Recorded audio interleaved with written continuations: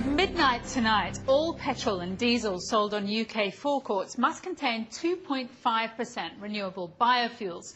But there's growing criticism of the dash for biofuel, particularly palm oil, which is blamed for deforestation and the loss of land for food crops, contributing to soaring food prices. But nowhere is the dash for biofuel more controversial than in Colombia, where thousands of peasant farmers have been killed or violently evicted to make way for the palm plantations. Guillermo Galdos has this report. For over 50 years, the Renteria family has lived growing maize in this remote forest of northern Colombia. But 10 years ago, the paramilitaries arrived to this area and murdered two brothers, accusing them of supporting left-wing guerrillas. That same day, Luis Ovidio decided to abandon his farm and took all the family away with him.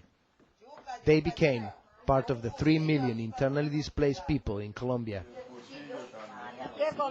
In 2005, the Renteria family decided to go back to their farm and start their lives again. But their land had been taken by the same people who displaced them. All their maize and jam crops were gone.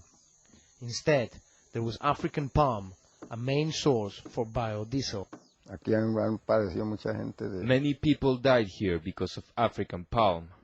The conflict started here when the palm arrived, and it is the palm that pays for the war in this area. With that money they killed many people, and those who were not killed were terrorized and sold their land. The demand for biofuels in the West left Luis Ovidio Renteria and his family without a place to live. Today, they are fighting to stay alive and to keep what is theirs. Colombia has become the main producer of biodiesel in Latin America and the second producer of ethanol after Brazil. This oil being extracted from the palm fruit will probably end up in Europe and the United States. The country intends to develop 300,000 hectares of palm in the next 4 years.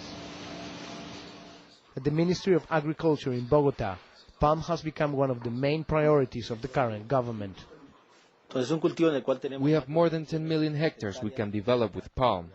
We have 3 million hectares ready to be planted. So we're producing less than 10% of the palm the country should have.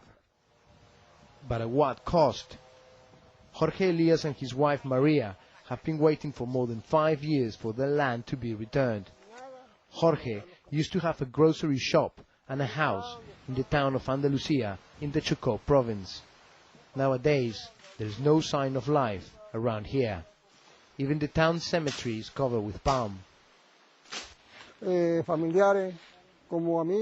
Friends and family were killed here to fertilize this palm with their dead bodies. The paramilitaries killed my brother. They cut his head off and opened him up as if he was an animal.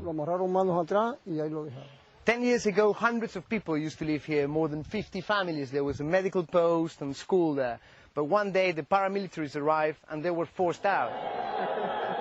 In 1997, the paramilitary Northern Bloc arrived in the area with a terror campaign accusing farmers of supporting the Revolutionary Armed Forces of Colombia, or FARC. But their fight, more than political, was about economics. Thousands of people were killed and disappeared in order to stay with the land. 64-year-old Enrique Petro lost 130 hectares of his land at the hands of the paramilitaries. Despite death threats, Petro is nowadays fighting to move the palm out of his land. The army takes care of the entrepreneurs, those who stole our land. They are not here to look after us, but to guard them. We encountered the army patrolling the palm plantations and tried to speak with them, but they refused. They are from the 16th Brigade, which has many accusations for human rights violations in the area. The people that are suffering because of some of the decisions that are being made in Europe about biofuels are the very people that used to live here. Colombia has got a big program to expand its biofuel industry over the next few years. But linked to that is a huge amount of displacement. Hundreds of thousands of people are being displaced in Colombia every year and have been for the last 10, 20 years. At the UNHCR offices in Bogota, they believe the displacement is far worse of what people know. 5 million hectares of land have been lost as a result of forced displacement. This means that the country's 3 million displaced people were the owners of 5 million hectares of land. These lands have been taken away from them. While people in Europe and the United States are keen to satisfy the thirst for biodiesel without ensuring where it comes from, people like Jorge will continue to lose their land and maybe also their lives. Guillermo Galdos reporting.